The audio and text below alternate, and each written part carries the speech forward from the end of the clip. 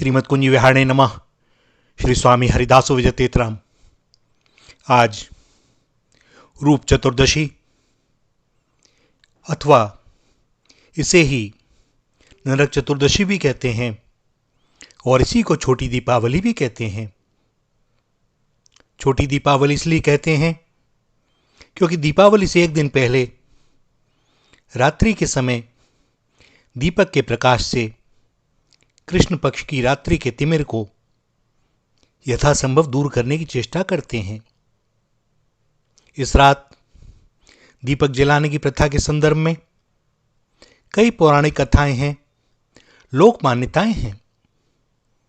एक कथा के अनुसार आज के ही दिन भगवान श्री कृष्ण ने अत्याचारी और दुराचारी नरकासुर का वध किया था और उसकी कैद से 16,100 कन्याओं को मुक्त किया था, सम्मान प्रदान किया था। और इसी उपलक्ष्य में द्वारकावासियों ने संपूर्ण नगर को दीपों से प्रकाशित किया और उत्सव मनाया। तभी से यह नरक चतुर्दशी का त्योहार मनाया जाने लगा। इस दिन की व्रत और पूजा के संदर्भ में एक और कथा भी कही जाती है कि रंती देव नामक एक पुण्यात्मा और धर्मात्मा राजा थे। उन्होंने अपने जाने में कोई पाप भी नहीं किया था, किंतु जब मृत्यु का समय समीप आया तो उनके सामने यमदूत आ गए।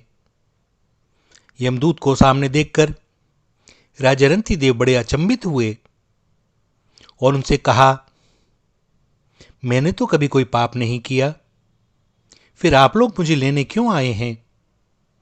क्योंकि आपके यहां आने का अर्थ है कि मैंने कोई ऐसा कार्य किया है जिसके कारण मुझे नरक जाना होगा।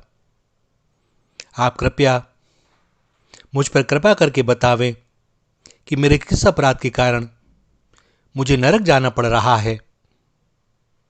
पुण्यात्मा राजा की प्रार्थना सुनकर यमदूत ने कहा, राजन, एक बार आपके द्वार से एक भूखा ब्राह्मण लौट गया था। यह उसी पाप कर्म का फल है। दूतों के इस प्रकार कहने पर राजा ने यमदूतों से कहा, मैं आपसे प्रार्थना करता हूं कि मुझे 1 वर्ष का समय और दे दें, यदि आपके लिए संभव हो तो। यमदूतों ने राजा को 1 वर्ष का समय दे दिया। बात यमदूतों की नहीं, बात तो भैया लीला बिहारी की है, उनके नाटक की है। राजा रंतीदेव अपनी समस्या को लेकर ऋषि मुनियों के पास पहुंचे और उन्हें सारा वृत्तांत बताकर उनसे पूछा, महात्मन, इस पाप से मुक्ति का मेरे लिए क्या उपाय है?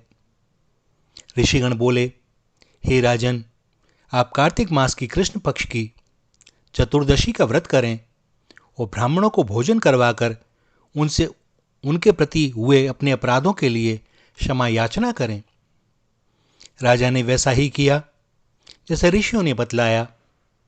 इस प्रकार राजा रंतीदेव पाप मुक्त हुए और उन्हें विष्णु लोक में स्थान प्राप्त हुआ। इस दिन से पाप और नरक से मुक्ति के लिए इस भूलोक में कार्तिक चतुर्दशी के दिन का व्रत प्रचलित है। इस दिन सूर्योदय से पूर्व उठकर अपने शरीर में तिल के तेल की मालिश करने के बाद स्नान के पानी में अपामार्ग के पत्ते डालकर उनसे स्नान करने का बड़ा महत्व है। स्नान के पश्चात भगवान विष्णु के मंदिर और भगवान कृष्ण के मंदिर में भगवान का दर्शन करना अत्यंत पुण्यदायक कहा जाता है। कहते हैं इससे पाप कटता है और रूप सौंदर्य की प्राप्ति होती है। भैया, इसमें कहने की बात नहीं, भगवान की तो जब भी दर्शन हो जाए उससे कुछ ना कुछ मंगल ही होता है। हमारे सब सनातनी पर्वों का मूलतः एक ही उद्देश्य है कि हम चिंतन करें, मनन करें कि हमारी आंतरिक स्थिति कैसी है। हम अंधकार से दूर रहें, कुसंग से बचें और देखें कि क्या इस मिट्टी की देह में नेह रस से भीगी हुई बाती भगवान के विरहाग्नि से प्रज्वलित हुई भी है कि नहीं। क्योंकि जब तक यह बाती प्रज्वलित नहीं होगी प्रकाश कैसे होगा। और भैया, जब प्रकाश होगा तभी तो प्रकाश पर्व होगा। क्या राम जी के आने से पूर्व उनके स्वागत में हम यह भी नहीं कर सकते कि अपने को इस योग्य बना सकें कि राम जी हमें देखें तो उन्हें सुंदर लगें। अपने राम की मूढ़ बुद्धि के अनुसार रूप चतुर्दशी का यही अर्थ है कि हम स्वयं को देखें कि इस सुंदर देह की सुंदर पैकिंग के अंदर भी सुंदर वस्तु है भी कि नहीं। कहीं हम ऐसे ही तो राम जी के स्वागत में नहीं खड़े हो गए।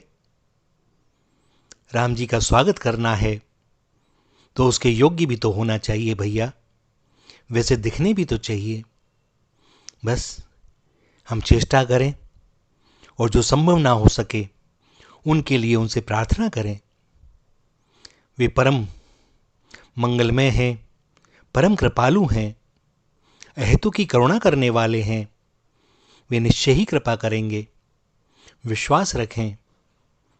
किंतु जो बात हो, प्रार्थना हो तो हृदय से हो। श्री राधा, श्री राधा, श्री राधा।